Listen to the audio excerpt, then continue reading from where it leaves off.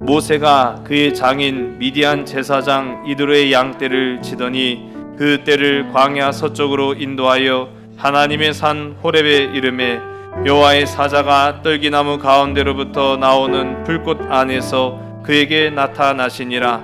그가 보니 떨기나무에 불이 붙었으나 그 떨기나무가 사라지지 아니하는지라.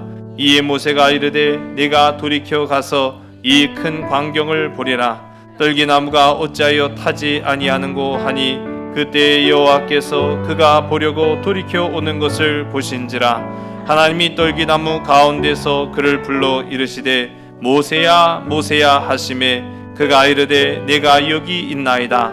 하나님이 이르시되 이리로 가까이 오지 말라. 내가 선 곳은 거룩한 땅이니 내 발에서 신을 벗으라.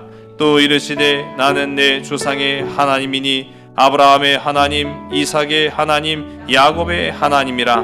모세가 하나님 배우기를 두려워하여 얼굴을 가리매 여호와께서 이르시되 내가 애굽에 있는 내 백성의 고통을 분명히 보고 그들의 감독자로 말미암아 부르짖음을 듣고 그 근심을 알고 내가 내려가서 그들을 애굽인의 손에서 건져내고 그들을 그 땅에서 인도하여 아름답고 광대한 땅, 젖과 꿀이 흐르는 땅, 곧 가나안 족속, 헷 족속, 아모리 족속, 브리스 족속, 히위 족속, 여부스 족속의 지방에 데려가려 하노라. 이제 가라. 이스라엘 자손의 부르짖음이 내게 달하고 애굽 사람이 그들을 괴롭히는 학대도 내가 보았으니 이제 내가 너를 바로에게 보내어 너에게 내 백성 이스라엘 자손을 애굽에서 인도하여 내게 하리라. 모세가 하나님께 아뢰되 내가 누구이기에 바로에게 가며 이스라엘 자손을 애굽에서 인도하여 내리이까. 하나님이 이르시되 내가 반드시 너와 함께 있으리라. 내가 그 백성을 애굽에서 인도하여 낸 후에 너희가 이 산에서 하나님을 섬기리니 이것이 내가 너를 보낸 증거니라. 아멘. 가라. 내가 반드시 너와 함께 있으리라. 할렐루야. 멈추라고 하면은 좀 부정적인 그런 생각이 들 수도 있고 하지 말라고 해도 걱정이 될 때가 참 많은데 이왕이면 가라 라고 명령하실 때 주저없이 나아가심으로 말미암아 하나님의 큰 영광의 역사를 이루어가는 우리 삼손 가족들이 다 되길 간절히 소원합니다. 코로나 시기는 멈추는 때였어요. 코로나 시기에는 우리가 하고 싶어도 조금 참아야 될 때였습니다. 전도하고 싶어도 조금 참아야 됐고 누군가에게 다가가고 싶어도 좀 더 견뎌야 됐던 그런 때가 바로 코로나 시기였다고 한다면 오히려 그렇잖아요. 코로나 시기에 하지 말라고 했는데 자꾸만 해서 교회가 참 세상에 많은 지탄을 때로는 받기도 하고 그렇지 않았습니까? 이제는 달라졌습니다. 가야 합니다. 하나님께서 명령하신 그 때가 바로 지금이라는 사실을 기억할 수 있는, 그래서 순종할 수 있는 저와 여러분 되길 간절히 소원합니다. 우리 옆에 계신 분들한테 다시 한번 이렇게 한번 고백해 볼까요? 당신은 부름 받으셨습니까? 시작. 아멘. 할렐루야. 감사합니다. 부름, 부르심, 또 영어로 뭐 컬링. 우리가 전화를 콜이라고 하잖아요. 전화벨이 울리면 우리는 받지요. 또 우리가 누군가와 통화를 하기 싶다라고 하면은 전화를 걸지요. 오늘 하나님은 이처럼 어떻게 보면 너무나 자연스럽고 너무나 당연한 것이지만 하나님은 우리와의 교제를 원하셔서 우리를 부르시는 줄로 믿으시기 바랍니다. 그런 그 하나님의 부르심의 교제에 이 전화벨 소리가 따르릉 울리면 우리는 받는 거예요. 받아야죠. 직업을 10번도 더 바꾼 사람이 있다고 합니다. 참 그렇게 하기도 쉽지가 않을 텐데 직업을 10번도 더 바꿨다고 하면은 우리는 또 한편으로는 야, 참 다재다능하구나 라는 생각을 할 수가 있는데 안타깝게도 이분의 경우는 다재다능해서 직업이 10번도 더 바뀐 게 아니라 하는 것마다 안 돼요. 하는 일마다 실패합니다. 그래서 어쩔 수 없이 자신이 하던 일들을 바꿀 수밖에 없었다는 거죠. 처음으로는 뱃사공이었다고 해요. 그런데 이 뱃사공 하는데 참 안 되는 거예요. 그래서 농사를 하기 시작합니다. 농부가 된 거죠. 근데 농부도 뭐 쉬운 일인가요? 그렇지 않죠. 결국은 노동자가 됩니다. 근데 이 노동으로는 또 자신의 능력이 출중하지 또 못하여서 내가 그러면 이제는 힘으로 하는 일보다는 좀 더 다른 일들을 좀 찾아봐야겠다라고 생각해서 장사를 하기 시작합니다. 근데 또 장사도 안 되네요. 결국은 이도 저도 안 된 이 사람이 자신의 직업을 군인으로 바꿉니다. 군인으로 바꿨다가 또 우체부가 됩니다. 우체부가 되었다가 간신히 정말로 턱걸이로 회사에 들어가게 되었습니다. 자, 이 사람은 누굴까요? 이렇게만 얘기하면은 도대체 이게 누군지를 뭐 어떻게 하겠습니까? 그렇죠? 예. 끝까지 가면은 아마 아실 분들도 계실 거예요. 회사를 다니는 틈틈이 욕망이 생긴 거예요. 욕심이 생긴 거예요. 그래, 지금 나의 모습으로는 만족할 수 없기에 더 좋은 자리를 한번 가보자. 더 큰 자리로 한번 가보자 라고 생각을 해서 열심히 공부합니다. 그런데 그 공부한 것에 대한 보상이 잘 뒤따르지 않아요. 번번이 낙방을 합니다. 그러다가 마침내 변호사 시험에 합격을 합니다. 이것만 해도 대단하죠. 예. 그런데 변호사가 됐는데 막상 일거리가 안 들어와요. 참 별 볼 일 없는 변호사가 된 겁니다. 그러다가 일거리가 안 들어오면 내가 찾아가서 해야지 라고 해서 선거운동을 하기 시작합니다. 주의원이 되었고 상의원이 된 이 사람은 바로 아브라함 링컨 대통령입니다. 실패의 아이콘이에요. 이 사람은요, 참 안 되는 사람이었어요. 대통령도요, 한두 번 떨어진 게 아니에요. 한 번은 못생겼다고 떨어지고요. 한 번은 실력이 없다고 떨어지고요. 한 번은 재주가 없다고 떨어지고요. 참 안 되는데도 이유는 가지각색이더라고요. 그래도 이 아브라함 링컨은 포기하지 않았습니다. 하나님이 나를 부르신다. 할렐루야. 그래서 이 아브라함 링컨은 실패의 대명사이기도 하지만 또 한편으로는요, 그 실패를 딛고 일어난 승리의 아이콘이기도 합니다. 그래서 그는 가까스로 입성한 이 대통령, 백악관이라고 하죠. 대통령의 집무실을, 이 백악관을 기도하는 장소로 만든 사람, 그 사람이 바로 아브라함 링컨 대통령이라는 거예요. 여러분 어떻습니까? 우리는 어떤 부름을 받았습니까? 그 부름에 대해서 여러분은 만족하십니까? 또는 성공했다고 자부하십니까? 참 생각해 볼 수 있는 그런 여지가 있죠. 우리가 먼저 나는 부름을 받았다 라고 한다면 여러분 왜 부름 받았겠습니까?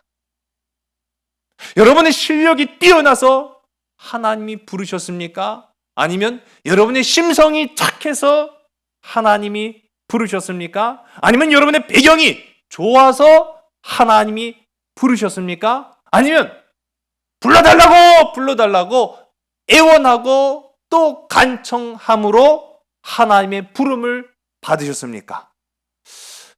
나는 왜 불렀지? 나는 왜 부름을 받았지? 이제 그런 생각을 토론을 할 수가 있어요. 가깝게 우리 한번 봅시다. 예수님의 12 제자들을 보겠습니다. 여러분, 예수님의 12 제자는 어떤 특별한 기준을 가지고 선택받지 않았습니다. 그 사람들의 면면, 전에도 제가 한번 이 예수님의 12 제자들에 관해서 함께 살펴봤습니다만은 그 12명의 면면을 보면은 특출난 사람도, 뛰어난 사람도, 재주 있는 사람도, 부유한 사람도 없었다는 것을 우리가 알 수 있어요. 그러면 그들은 어떻게 하나님의 부르심, 즉 예수님의 제자가 되는 놀라운 축복을 받게 되었는가라고 했을 때 우리 한번 따라해 볼까요? 모든 것을 포기한 자만이 제자가 되었습니다. 할렐루야. 그 12명의 면면을 보면은요, 재주가 뛰어난 것도 잘난 배경을 가진 것도 아니었지만 모든 것을 포기한 자들만이 예수님의 제자가 되었다라는 것을 볼 수 있어요. 먼저는 우리가 베드로와 안드레를 보겠습니다. 말씀 가운데 나타난 것처럼 베드로와 안드레는 그물을 버려두고 예수를 따랐다라고 말하고 있습니다. 야고보와 요한을 보겠습니다. 그들 또한 마찬가지로 어부였는데 그들은 배와 푸친을 버려두고 예수를 따랐다라고 말하고 있어요. 세금 징수원이었던 레위는, 여러분 당시 세금 징수원이 대단한 건지 아닌지는 우리가 알 방법은 없지만은요, 이 당시 기록을 보면은 이 로마의 권위 앞에 이 세금 징수원이라는 것은요, 기세 등등했던 직업이면 틀림이 없습니다. 뿐만 아니라 돈을 만지는 일이잖아요. 돈 만지는 일은 사실 유대인들한테는요, 굉장히 터부시되는 일이었어요. 부정한 직업이었어요. 그러나 한편으로 보면은 떵떵거리며 살 수 있는 부와 권세, 잘 먹고 잘 살 수 있는 그 탄탄대로를 걸을 수 있는 길이 바로 돈 만지는 일이었어요. 레위는 이 같은 직업을 버리고 예수님을 따랐습니다. 이처럼 부르심을 받을 때 그들의 모습을 보면은요, 알 수 있는 또 공통점이 있습니다. 불렀을 때 망설일 겨를이 없었습니다. 고민할 겨를이 없었습니다. 제가 마음의 준비 좀 하겠습니다 라고 말할 겨를이 없었습니다. 성경은 그들이 오래 고심하고 따랐다고 말하지 않습니다. 성경은 그들이 곧 모든 것을 버리고 주를 따랐다라고 말하고 있어요. 이처럼 여러분, 부르심은요, 갑작스럽게 찾아오는 것입니다. 다시 한번 여러분, 내가 어떻게, 왜, 어느 상황에서 부르심을 받았는지를 잘 생각해 보시기 바랍니다. 오히려 오래 고민한 사람은요, 부르심 앞에 순종하지 못하는 경우를 더 많이 봐요. 5년, 10년, 15년 전도 대상자가 있습니다. 저 사람은요, 마음문만 조금만 열면은 금방 교회 나올 것 같은 사람인데 도통 안 나와요. 그런 분들은 하나같이 공통적으로 하는 말이 있어요. 다음에 나갈게요. 다음에 나갈게요. 준비되면 나갈게요. 그럼 의외로 절대로 예수 믿지 않을 것 같은 사람, 절대로 마음문 열지 않을 것 같은 사람은요, 놀랍게도요, 나는 툭 하고 한번 던져놨을 뿐인데, 마치 요나가 니느웨에서 마음도 없는 복음을 막 떠들고 다녔더니 니느웨 사람들이 완전히 뒤집어져서 하나님을 부르짖었던 것처럼, 난 아무 마음 없이 교회 올라면 오고 말라면 말아 그렇게 얘기했더니 어느 날 와 있는 거예요. 할렐루야. 네. 여러분, 부르심은요, 갑자기 찾아오는 겁니다. 망설인다고 해서 좋은 응답이 그 부르심 속에 있는 것이 아님을 보는 거죠. 그럼 과감히 곧 일어선 사람들, 모든 것을 포기하고 예수를 따른 자들에게는 말할 수 없는 영광이 기다리고 있다는 사실을 기억하시기 바랍니다. 마가복음 10장 28절에서부터 우리 30절까지의 말씀을 보게 되면은요, 십자가를 택한 사람들의 모습이 등장하게 돼요. 십자가를 택한 사람들. 참 놀라운 부분들이에요. 그래서 우리는 손에 쥔 모든 것들을 포기하고 십자가를 지고 주님의 뒤를 따를 이유가 오늘 우리에게 있는 줄로 믿으신 여러분 되시기 바랍니다. 하나님은요, 모세를 광야 한가운데로 이처럼 부르셨습니다. 그는 예상도 못했어요. 그는 마음의 준비할 겨를이 없었어요. 그저 정처 없이 도망자가 되어서 황급히 광야로 갈 수밖에 없었습니다. 그 광야로 갔던 모세를 하나님은 또 갑작스럽게 부르시는 그 장면이 오늘 우리가 함께 읽은 본문의 말씀입니다. 모세를 부르심은요, 곧 나를 부르시는 하나님의 모습이다라는 사실을 오늘 이 시간 기억하는 저와 여러분들에게 간절히 소원합니다. 그냥 모세를 부르는 게 아니에요. 오늘 말씀을 묵상하면서 우리가 기억할 것은 나를 부르셨다라는 것을 기억을 해야 되는 거예요.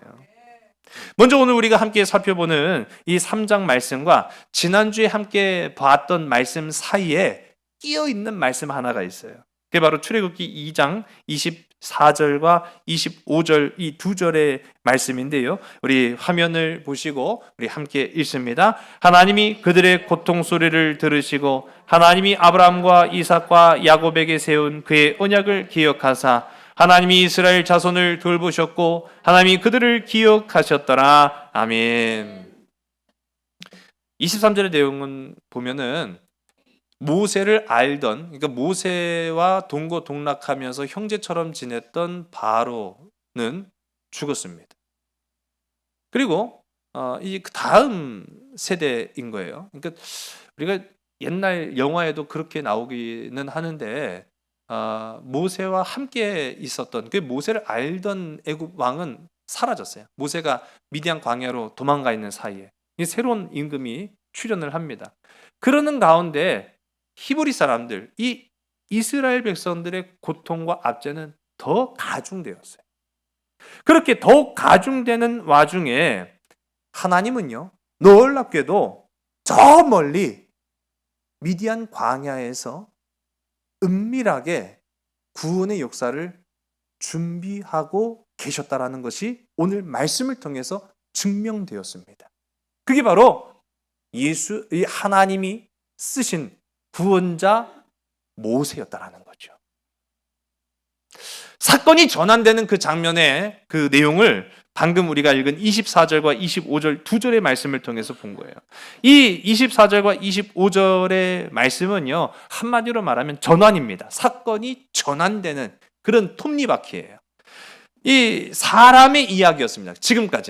지금까지는 히브리 사람들의 고통받는 삶의 모습이었어요. 그런데 이 이야기가 이제는 누구에게로 넘어가느냐? 하나님께로 건너가는 거예요. 하나님이 맡은 사건이 된 거죠. 그러면서부터 어떻게 됐느냐? 하나님의 이야기가 시작이 된다라는 겁니다. 430년 동안 우리가 지난 시간에도 좀 나눴지만은 도대체 하나님은 무엇을 하셨는가?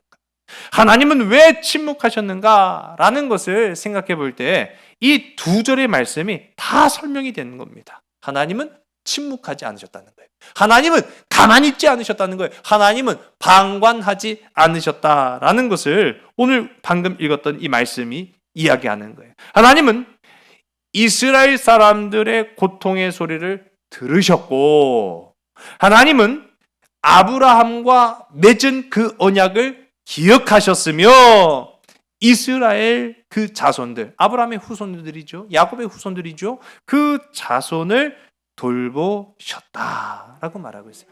한번 따라하고 있어요. 들으시고 기억하시고 돌보셨다. 이분이 나의 하나님이신 줄로 믿으시기 바랍니다. 우리가 고난당할 때요, 우리가 세상 가운데 여러 근심과 걱정이 있을 때 하나님은 무엇 하시냐고요? 바로 이렇게 하십니다. 하나님은 나의 아픔을 들으시고요, 하나님은 나에게 향하신 그 구원의 약속을 기억하셨고요, 하나님은 우리를 돌보시는 줄로 믿으시기 바랍니다. 하나님의 이야기를 이어가기 위해서 하나님은요, 하나님의 사람을 택정하신다라는 거예요. 택하여 정하신다는 얘기죠.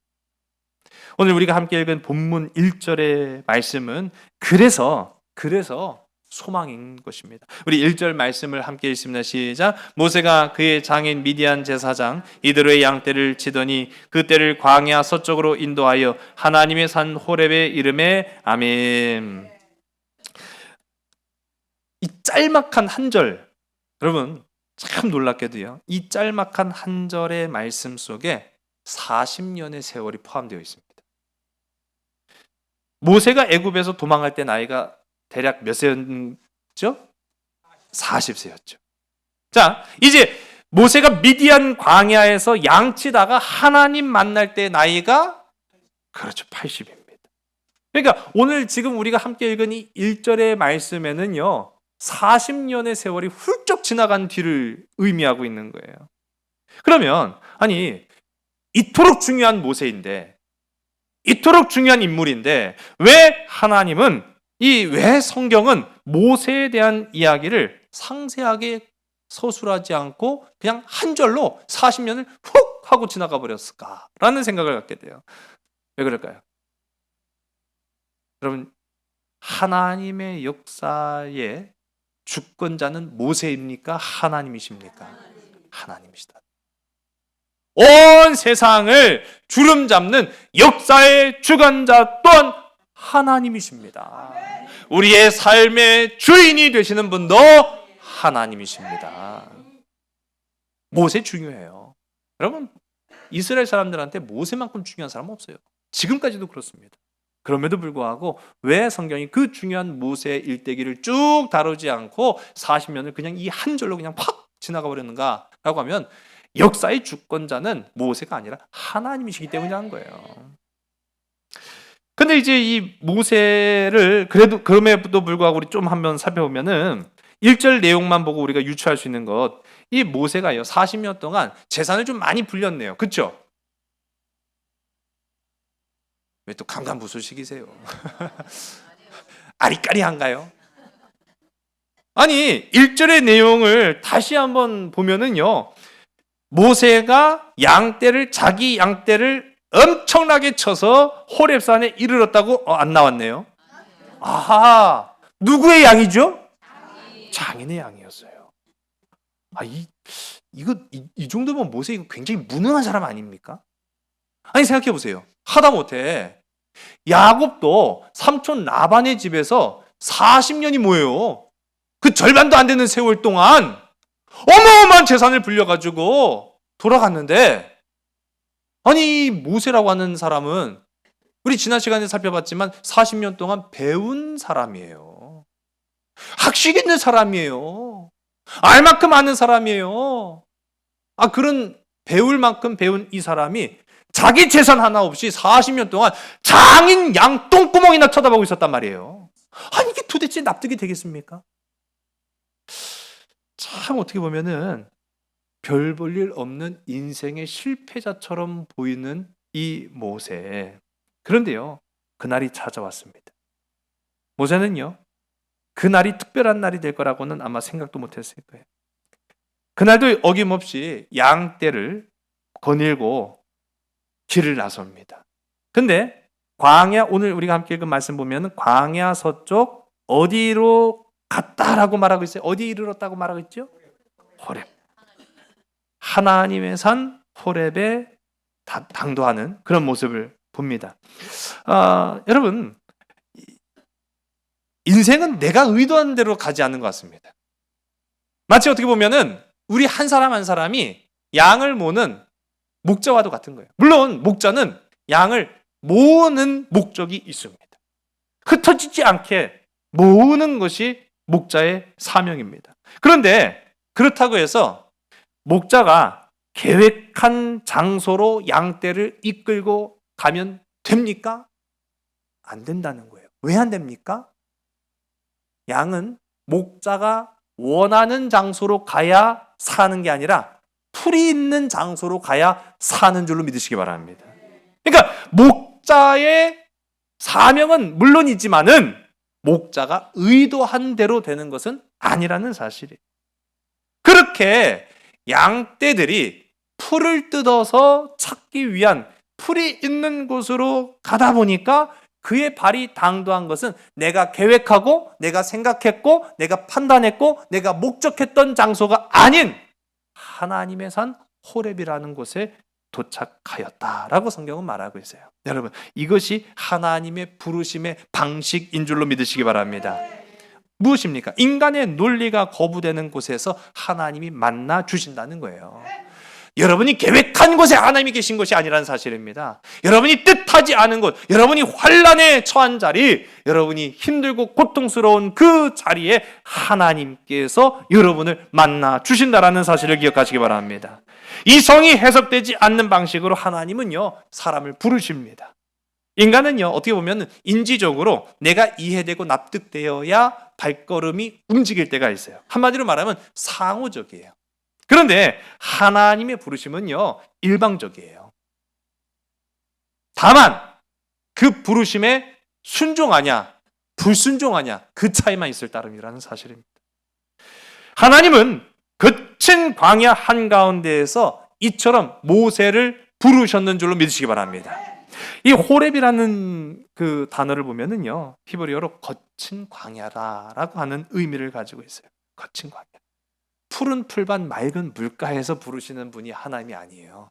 거친 광야, 우리 인생의 거친 광야 속에서 나를 만나시고 나를 부르시고 나에게 사명을 부어주시는 분이 하나님이신 줄로 믿으신 여러분 되시기 바랍니다. 그래서 여러분은요, 우리는 그걸 기억해야 돼요. 우리는 하나님을 판단해서는 안 돼요. 우리가 하나님을 재단해서는 안 돼요. 우리가 하나님을 단정지어서는 안 돼요. 우리는 하나님을 알 수 없는 거예요. 우리가 하나님을 알 수 없을 때 그 초월하신 하나님이 우리의 삶을 푸른 풀밭 맑은 물가로 이끄시는 줄로 믿으시기 바랍니다. 오늘 우리가 함께 읽은 이 말씀 2절서부터 6절까지의 말씀을 함께 보겠습니다. 시작. 여호와의 사자가 떨기나무 가운데로부터 나오는 불꽃 안에서 그에게 나타나시니라. 그가 보니 떨기나무에 불이 붙었으나 그 떨기나무가 사라지지 아니하는지라. 이에 모세가 이르되 내가 돌이켜 가서 이 큰 광경을 보리라. 떨기나무가 어찌하여 타지 아니하는고 하니 그때 여호와께서 그가 보려고 돌이켜 오는 것을 보신지라. 하나님이 떨기나무 가운데서 그를 불러 이르시되 모세야 모세야 하시매 그가 이르되 내가 여기 있나이다. 하나님이 이르시되 이리로 가까이 오지 말라. 내가 선 곳은 거룩한 땅이니 내 발에서 신을 벗으라. 또 이르시되 나는 내 조상의 하나님이니 아브라함의 하나님, 이삭의 하나님, 야곱의 하나님이라. 모세가 하나님 배웁기를 두려워하여 얼굴을 가리매. 아멘. 이 말씀 보면은요, 이제 우리가 잘 아는 장면이죠. 불타는 떨기나무를 대면하는 이 모세의 장면, 영화의 한 장면인데요. 불타는 떨기나무가 등장합니다. 하나님의 임재하심을 나타내는 거죠. 하나님의 임재하심은요, 이 떨기나무에 붙은 불꽃의 옷을 입고 찾아오셨다라고 이야기를 하고 있어요. 자, 봅시다. 우리 이 화면에도 좀 흐릿하게 좀 보이실지 모르겠습니다만은 성경 그대로예요. 나무는 불에 붙으면 타버립니다. 재가 되는 거예요. 처음에는 잘 타는 것 같지만 오래 갈 수가 없어요. 금방 타버리고 그 가지는 재로 사라지고 맙니다. 그런데 이 모세가 목격한 떨기나무는 불은 붙었으나 나무는 타지 않고 있었다라는 거죠. 바로 하나님의 역사하심이 이처럼 나타나셨다라는 겁니다. 자, 우리가 이 떨기나무 자주 못 보잖아요. 그럼 떨기나무 어떻게 생겼느냐라고 하면은 화면에 보시는 이 나무가 바로 떨기나무인데, 이 나무는요, 지금 화면상에 보시는 이 나무는 이집트에 있는 이 성 카트리나 수도원에 있는 떨기나무로 이 나무의 수령이 3,000년이 넘었다고 합니다. 그러니까 이 정도 자라면은 3,000년 정도 되면은 이 정도로 자라는데, 그러면 어느 정도 크기냐? 사람이 서 있을 때 서 있는 성인의 키보다 조금 더 큰 그 정도 크기거든요. 그런데 그러면 이게 일반적인 모습이냐? 아닙니다. 이 아카시아과의 그 키 작은 가시덤불이에요. 원래는 이 떨기나무라는 종류가. 근데 화면을 보시면은 이게 우리가 흔히 볼 수 있는 떨기나무거든요. 그럼 크기가 어느 정도? 대략 한 30cm입니다. 커봐야 1m가 좋게 안 됩니다. 이 우리가 흔히 볼 수 있는 게 바로 이런 거거든요. 뭐 나무라고 하기에도 진짜 사실 창피할 정도로 볼품 없는 크기죠. 히브리어로 이 떨기나무를 세네라고 말하는데, 이 세네라고 하는 말은 연약하다라고 하는 거예요. 보세요. 이게 어디 나무입니까?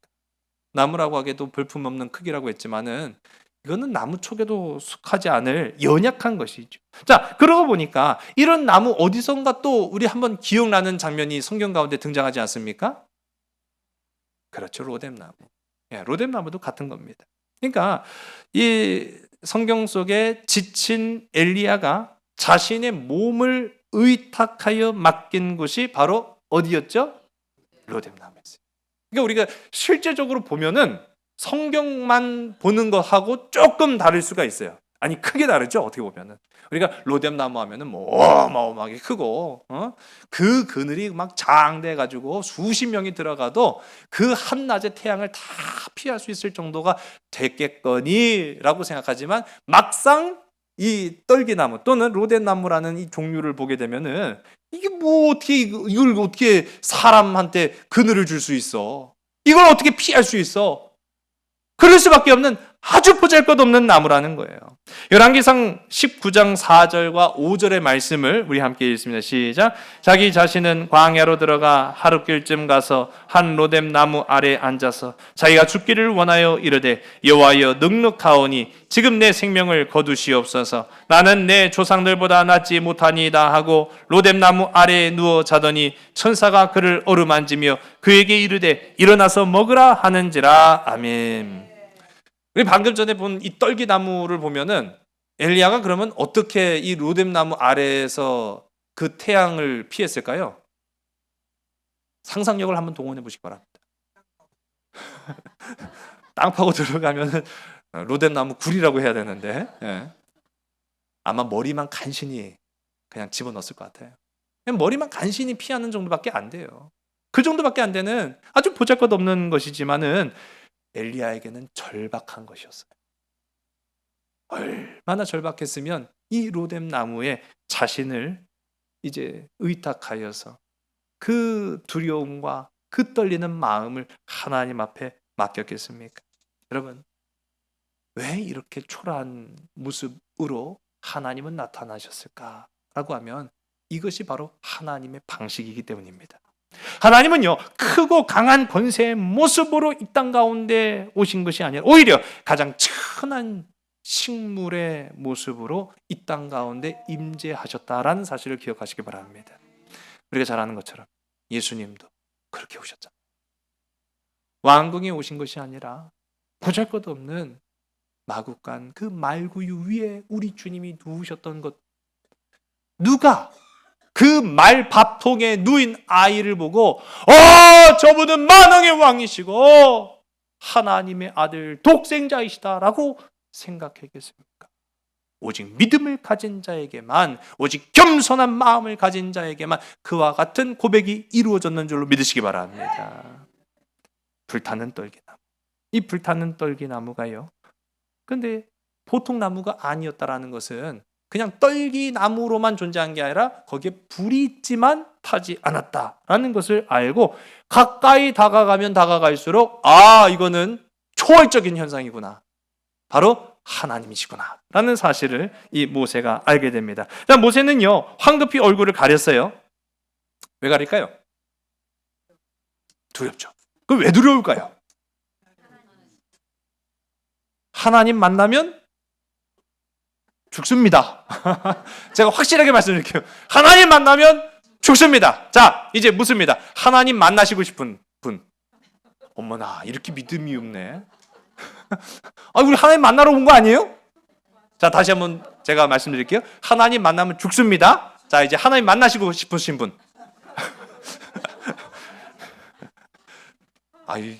죽음이 두렵지 않으신 분들이 있네, 또 보니까. 네, 할렐루야. 근데 고대 근동 시대에는요, 실제로 하나님 만나면 죽는다고 생각을 했어요. 그렇잖아요. 우리가 잘 아는 것처럼 하나님의 법궤를 만지기만 해도 죽습니다. 아니, 그 나무 쪼가리가 무슨 하나님이에요? 근데 그곳에 하나님의 임재, 하나님의 현현이 있다라는 그 사실만으로도 이 나무 조각과 다를 바 없는 법궤를 만지고도 사람은 죽어요. 하나님 만나면 죽습니다. 여러분, 하나님은 사랑의 하나님이시지만 하나님을 경외하는 자에게만 사랑의 하나님이신 줄로 믿으시기 바랍니다. 하나님을 우습게 하는 사람들한테는요, 하나님은요 사랑의 하나님일 수가 없어요. 진노의 하나님이요, 심판의 하나님이시는 거죠. 지금 모세는요 하나님이시다라는 사실을 알고 황급히 얼굴을 가립니다. 그러나 귀는 닫지 않았어요. 참 중요한 거예요. 귀를 열어놔야 돼요. 하나님의 명령하심을 들어야 되거든요. 그래서 이 모세가 하나님 앞에 다가서려고 하는데 그때 그 불타는 떨기나무 가운데에서 하나님이 이 사람 모세를 부르십니다. 모세야 모세야 부르셨어요. 그리고 나서 그 다음 뭐라고 말씀하셨죠? 자, 아니 그거는 모세가 한 말이고 하나님이 뭐라고 하셨어요? 그렇죠. 가까이 오지 말라고 했죠. 그 이유인즉슨 그렇죠. 거룩한 땅이기 때문에. 그러면 이제 어떻게 해야 됩니까? 우리의 태도, 우리의 자세. 무릎을 꿇어야 돼요. 성경에 나온 대로만. 잠깐. 그렇죠. 신을 벗어야 된다는 사실이에요. 아이고, 다분 신발 신고 계신데. 저는 신발 벗었지요. 네. 신을 벗으라라고 하나님께서 명령하십니다. 여러분, 우리가 뭐 아시는 분도 들어보신 분들도 아시겠지만은 신을 벗는다라고 하는 성경적 의미는 바로 예배를 드린다라는 겁니다. 예배를 드리는 것. 여러분, 예배를 드리는 저와 여러분 되기를 주의 이름 간절히 소원합니다. 여러분, 한편으로는요, 신을 벗는다라는 행위는 예배를 드림과 동시에 나의 권리를 포기하겠습니다라는 의미를 가지고 있는 거예요. 롯기서 4장 7절과 8절의 말씀을 우리 화면을 보시고 함께 있습니다. 옛적 이스라엘 중에는 모든 것을 무르거나 교환하는 일을 확정하기 위하여 사람이 그의 신을 벗어 그의 이웃에게 주더니 이것이 이스라엘 중에 증명하는 전례가 된지라. 이에 그 기업 물을 자가 보아스에게 이르되 내가 너를 위하여 사라 하고 그의 신을 벗는지라. 아멘. 이 롯기서 말씀 가운데 보면은 신을 벗는 행위가 나타나요. 그런데 그 신을 왜 벗었느냐라고 하면은 그 이유를 설명하기를 권리를 당신한테 넘겨주겠습니다라고 하는 거예요. 한마디로 말하면 나의 권리를 포기하겠습니다라고 하는 거죠. 여러분, 하나님 앞에 나아갈 때 내가 지금 실제로 신을 벗고 신고의 문제가 아니라 내가 신을 벗는다라고 하는 것은, 내가 예배자가 된다고 하는 것은 나의 권리를 하나님 앞에 맡기겠습니다라고 하는 거예요. 여러분, 나의 권리를 포기하고 하나님만을 의지하는 참된 예배자가 되기를 주의 이름으로 간절히 소원합니다. 자, 그럼 신을 벗으라고 했으면 또 다른 의미를 우리가 방금 살펴봤기 때문에 하나님께서 모세에게 지금 뭘 하라는 거예요? 너의 권리를 포기해라. 너의 권리를 포기해라. 자, 아니, 그럼 우리 잠깐 봅시다. 모세가 뭐 그렇게 대단하다고, 뭐 그런 대단한 권세를 가지고 권리를 가지고 있다고 포기하라고 하시는가? 지금 모세가 포기할 게 있어요? 포기할 게 있나요, 없나요? 가족. 그러네요. 자, 그런데 그것 말고는 뭐 달리 포기할 게 또 있나요? 별로. 쥐뿔도 없는 놈이네요. 그렇죠? 근데 우리가 40년 전으로 한번 넘어가 봅시다. 40년 전으로 돌아가면은 이 모세란 사람, 애굽에서 왕자의 교육을 받으면서 호의호식했던 이 모세, 그 40년 전에 혈기왕성했던 이 모세란 사람은 포기할 게 겁나게 많았나요? 아니면 쥐뿔도 없는 놈이었나요? 그러네요. 그 40년 전과 지금과 비교하면 엄청난 차이가 있는 거죠. 40년 전에는요, 포기할 게 되게 많았어요. 되게 많았다고요. 그런데 40년 전에는 나의 뜻과 상관없이 포기되었던 겁니다. 그래서 지금은 내 소유도 아닌 장인 소유의 양 똥구멍이나 쳐다보면서 몇 년 동안요? 40년 동안. 그거 할 수 있겠어요? 나는 못해요. 그런데 그렇게 내 소유 하나 없이 방금 말씀하신 것처럼 가족밖에 없어요. 나한테 있는 거는. 그런데 나의 권리를 포기할 게 그럼 내가 뭐가 있느냐? 여러분, 포기할 게 있더라고요. 자신의 자아를 내려놓지 못했다라는 걸 우리가 알 수 있습니다. 이 모세는요, 가족 말고도요, 포기할 게 참 많았어요. 자기를 내려놓지 못했던 사람입니다.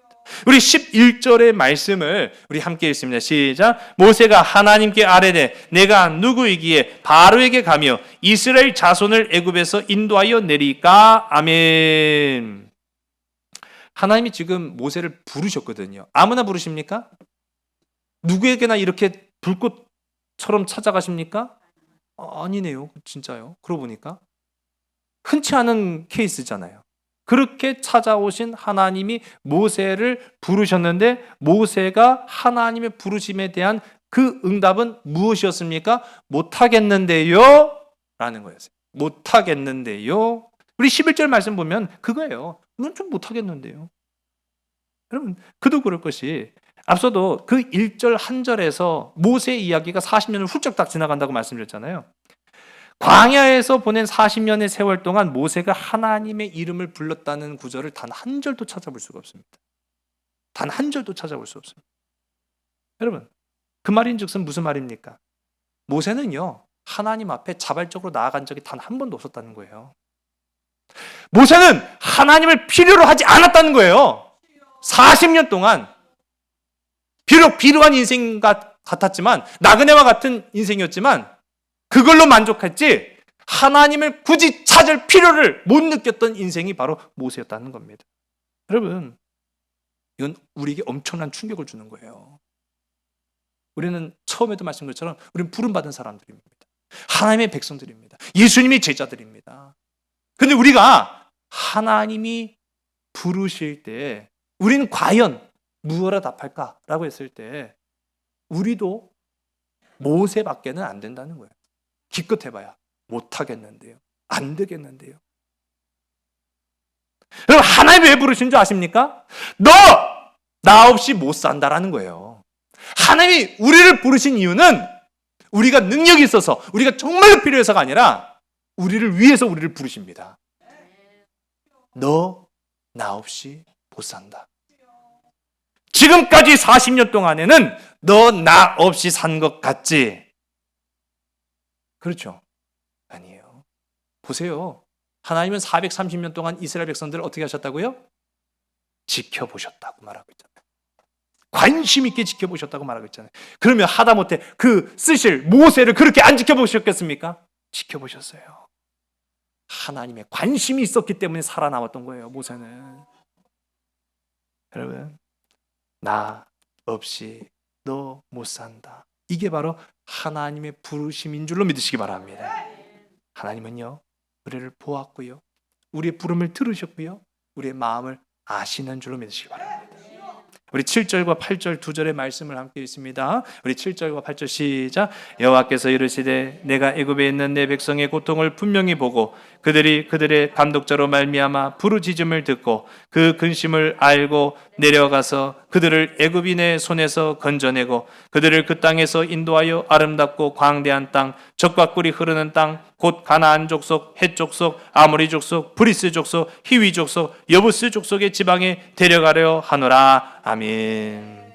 우리 7절과 8절에 나온 이 동사만 놓고 보면은 이렇습니다. 한 번 더. 보고, 듣고, 알고, 건져내고, 인도하여 데려가려 하노라. 할렐루야. 나의 하나님은 바로 이런 하나님이신 줄 믿으시기 바랍니다. 나의 삶을 내가 지금 처해 있는 상황을 보시고 또 들으시고 아시고 건져내시고 인도하시고 우리를 구원의 땅으로 데려가기를 원하시는 하나님, 그분이 바로 나의 하나님이시다라는 거예요. 여러분, 다시 한번 생각해 보시기 바랍니다. 왜 나를 부르셨을까? 왜 나를 부르셨을까? 하나님이 뭔가 부족해갖고 나를 부르시는구나. 하나님이 뭔가 모자라갖고 나를 부르시는구나. 나를 위해 나를 부르신 거예요. 나를 살리려고 나를 부르신 겁니다. 하나님의 부르심의 목적. 이제 우리는요, 그 앞에 엎드릴 수밖에 없어요. 우리 9절과 10절 우리 두 절의 말씀을 함께 읽습니다. 이제 가라. 이스라엘 자손의 부르짖음이 내게 달하고 애굽 사람이 그들을 괴롭히는 학대도 내가 보았으니 이제 내가 너를 바로에게 보내어 너에게 내 백성 이스라엘 자손을 애굽에서 인도하여 내게 하리라. 아멘. 하나님이요, 내 권리를 뺏어가신 것이 아니라 나를 더 크게 쓰시기 위하여 부르셨는 줄로 믿으시기 바랍니다. 하나님이여, 나를 종처럼 부리려고 부르신 것이 아니라 나의 생명을 건지시고 살리시려고 나를 부르셨는 줄로 믿으시기 바랍니다. 여러분, 두려워하지 마세요. 오늘 모세를 보세요. 모세도 두려워했습니다. 그리고 도리어 모세는요, 얼마나 그가 두려웠는지 도리어 하나님께 대해서 반항의 모습까지 보입니다. 못합니다. 내가 뭘 할 수 있겠습니까? 여러분, 그러나 부르심을 받은 자의 권세는요, 이제 내가 아니라 오직 하나님으로 전환되는 삶이 이루어지는 것이 부르심 받은 자의 귀한 상급인 줄로 믿으시기 바랍니다. 우리 12절의 말씀을 함께 읽습니다. 시작. 하나님이 이르시되 내가 반드시 너와 함께 있으리라. 내가 그 백성을 애굽에서 인도하여 낸 후에 너희가 이 산에서 하나님을 섬기리니 이것이 내가 너를 보낸 증거니라. 아멘. 여러분, 가시기 바랍니다. 하나님의 말씀의 뜻을 듣고 나아가시기 바랍니다. 순종하시기 바랍니다. 맡겨주신 그 사명에 내 힘이 있어서 순종하는 것이 아니라 하나님이 역사하시니까 나는 순종하리라 라고 고백한 여러분 되시기 바랍니다. 그 자리가요, 하나님이 복 주시는 자리입니다.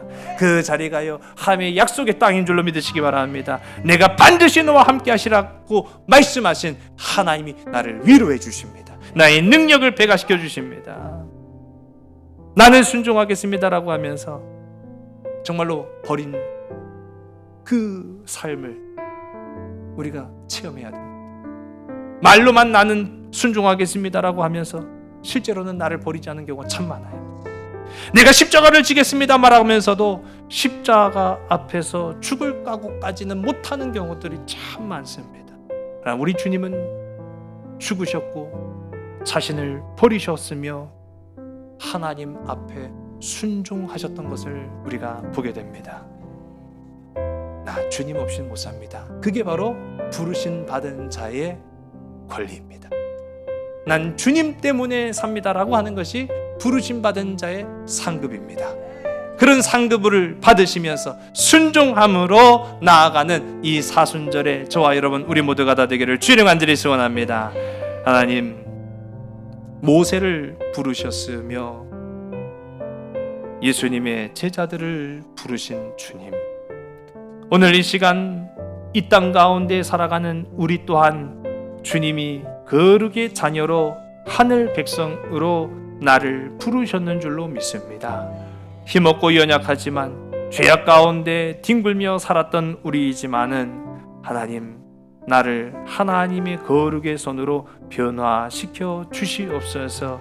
이제로부터는 나를 버리게 하옵시고 오직 여호와 한 분만이 나의 주가 되셔서 나를 부인하고 주님의 십자가를 짐으로 말미암아 나 주님밖에 모르겠습니다, 나 주님 없이는 못 삽니다 고백하는 순종의 백성들, 하나님의 자녀들이 되게 인도하여 주시옵소서.